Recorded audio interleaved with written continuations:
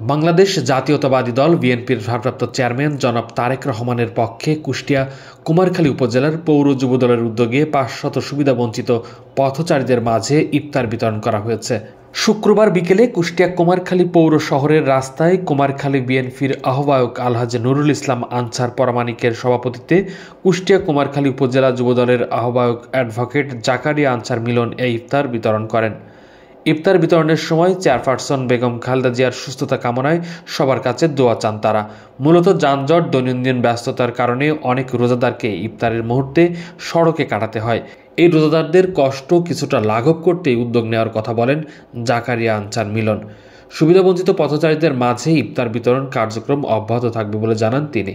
ইতিমধ্যে জানেন যে আমরা এই রমজান উপলক্ষে আমাদের কেন্দ্রীয় ঘোষিত এবং আমাদের সমস্ত রোজাদারদের মাঝে ইফতারি বিতরণ করার জন্য নির্দেশনা এসেছে। সেই নির্দেশনা অনুযায়ী আজকে আমরা কুমারখালী উপজেলা এবং পৌর যুব দলের পক্ষ থেকে কুমারখালী যারা রোজাদার পথচারী আছে তাদের মাঝে ইফতারি বিতরণ করলাম। কালার এক্সপার্ট, জর্জ স্যাপ এবং মাইল্ড অন হ্যান্ডস টেকনোলজি সমৃদ্ধ অরিক্স ক্রিস্টাল ওয়াশ আপনার লন্ড্রি এক্সপার্ট। এই ইফতারি বিতরণে আমাদের খুকসা কুমারখালীর গণমানুষের নেতা, বারবার নির্বাচিত সাবেক সফল মেয়র খুকসা কুমারখালী উপজেলা বিএনপির আহ্বায়ক আলহাজ নুরুল ইসলাম আনসার পরামানিকের দিক নির্দেশনা এবং সার্বিক সহযোগিতায় আজকে আমরা এই ইফতারিটা পথচারীদের মাঝে বিতরণ করলাম।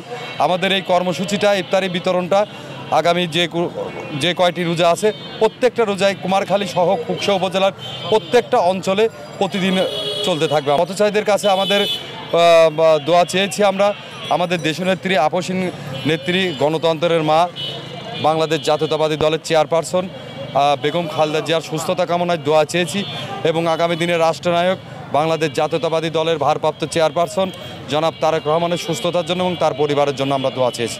ইফতার পাচ্ছি ভালো লাগে, আমরা কিনে কাটি যখন আমার পক্ষে খুবই কষ্টই হয়, সে জায়গায় আপনারা যখন পাচ্ছি আমার পক্ষে খুবই আল্লাহর রহমতে ভালোই হয়েছে। আপনাদের